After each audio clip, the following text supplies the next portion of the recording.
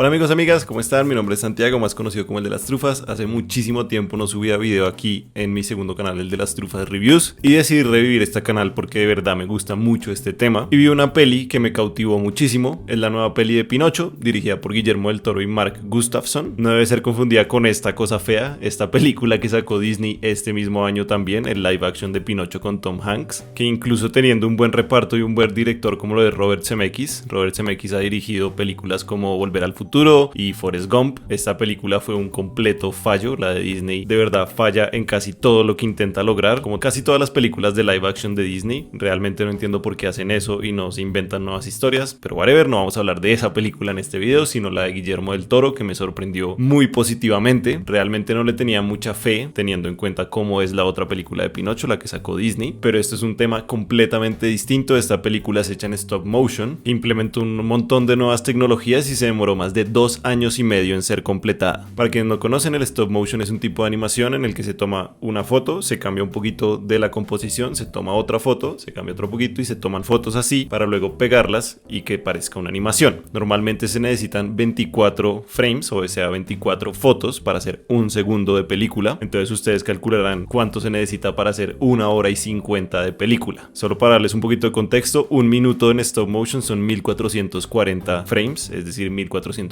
fotos, es decir 1440 veces cambiando cosita por cosita en el stop motion. A mí no me cabe en la cabeza cómo la gente es capaz de hacer este tipo de animación. En realidad es un trabajo titánico y el producto final en esta película de Guillermo del Toro es increíble. Parece animada a computador completamente cuando sabemos que no lo es como les decía en stop motion. Adicionalmente a la película, que se estrenó en Netflix el 7 de diciembre si no estoy mal, pusieron una especie de documental que dura media hora mostrando cómo crearon la película, como un behind the scenes o un making of. Les recomiendo muchísimo ver este también después de ver la película, porque uno entiende realmente todo el esfuerzo que está detrás de hacer una película de este estilo. Adicional a la hermosura visual que tiene esta película, tiene un casting increíble también. Tiene a Ewan McGregor, a Kate Blanchett, a David Bradley, a Ron Perlman, Christoph Waltz, incluso a Tilda Swinton, que me parece una de las actrices más increíbles del mundo entero. Entonces, como verán, no les falta para nada grandes figuras y no tiene nada que envidiarle a la película de Disney que tiene a Tom Hanks y a Joseph Gordon-Levitt. La trama de la película no es nada nuevo, todos conocemos más o menos la historia de Pinocho. Sin embargo, creo que la visión que tiene Guillermo del Toro de esta historia de Pinocho varía un poco de todas las historias tradicionales que conocemos. Me parece interesante que el setting de la historia no sea para nada infantil. Están en la guerra, están en la mitad de un régimen fascista y es por eso que el hijo de Geppetto es asesinado y Pinocho es traído a la vida. También tiene otros elementos muy interesantes, como el concepto de que Pinocho es inmortal. Creo que ese tema no se ha tocado mucho en otras interpretaciones de la historia de Pinocho. Aquí podemos ver que Pinocho no puede morir. Cuando muere lo muestran como en el limbo o en el lugar donde la muerte decide qué hacer con las personas y lo mandan de vuelta. Creo que en esos elementos podemos ver muy claramente el toque de Guillermo del Toro, ese toque tétrico de alguna manera, y también en el estilo de la película. Creo que es supremamente fácil ver un frame de la película y decir como esto es de Guillermo del Toro, porque tiene muy marcado ese estilo que usa el director en muchas de sus películas. Una temperatura del video un poco amarilla, las expresiones faciales de los personajes supremamente exageradas y el guión en sí nos indican claramente que esto es una película de Guillermo del Toro. Creo que se ha vuelto norma que en las películas de niños tiene que haber canciones, o siempre ha sido norma, no sé, las películas de Disney de hace 30, 40, 50 años tienen canciones y esta no es la excepción. Aunque no sea una película de Disney, creo que la naturaleza de la historia, siendo una especie de cuento de hadas, impulsa a que haya canciones también en la película, y debo decir que fueron los momentos menos favoritos para mí en la película, aunque no están mal las canciones, no son supremamente cursis o clichés, sino que intentan añadir un poco a la historia. También hay algo interesante y es que uno no sabe cuándo va a empezar una canción. Normalmente en una película de este estilo, en una película que tiene muchas canciones, hay como un build-up, como una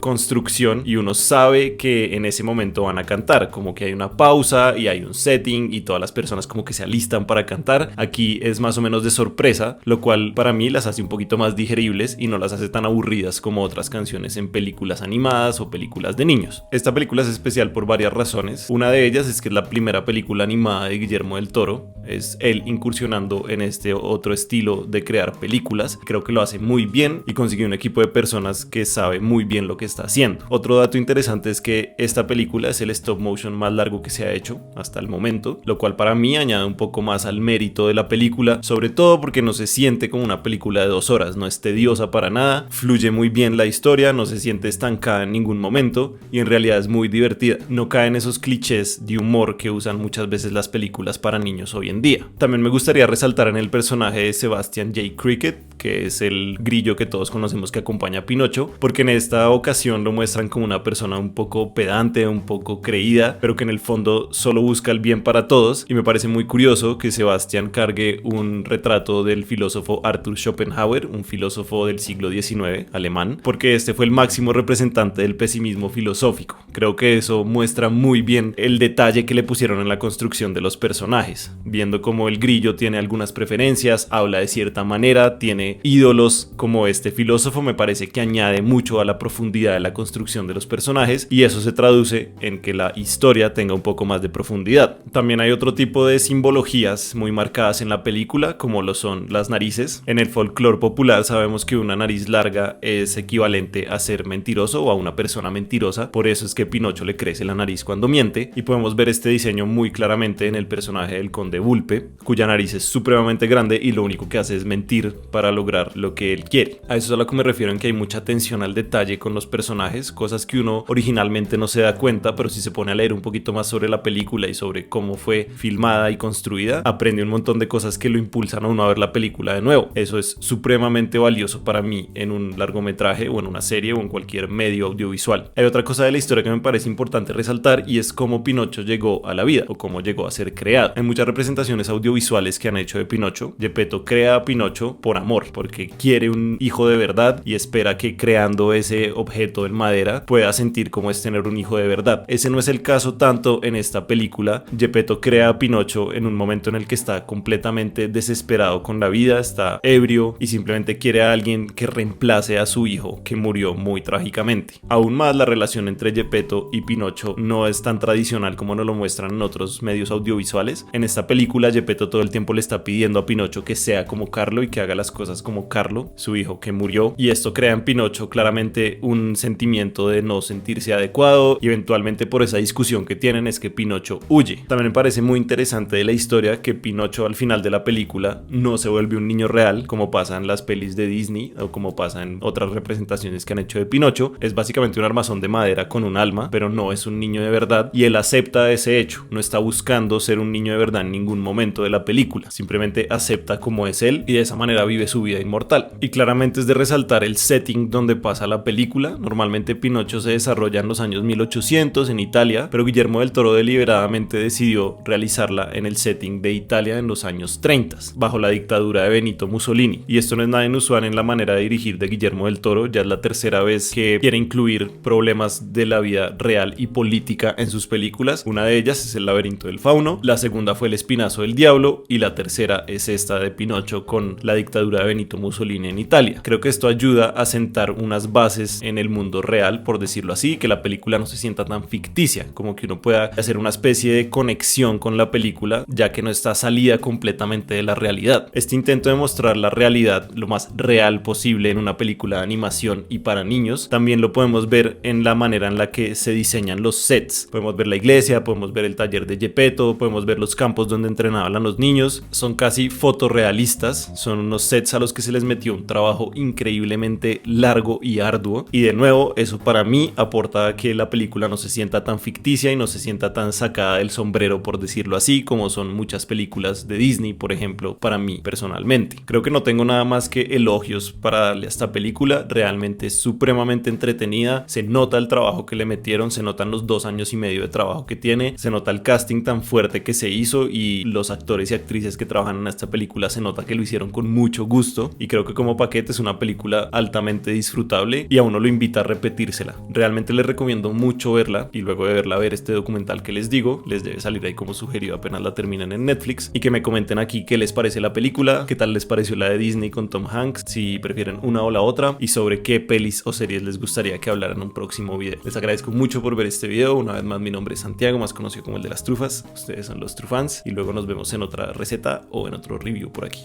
Bye bye.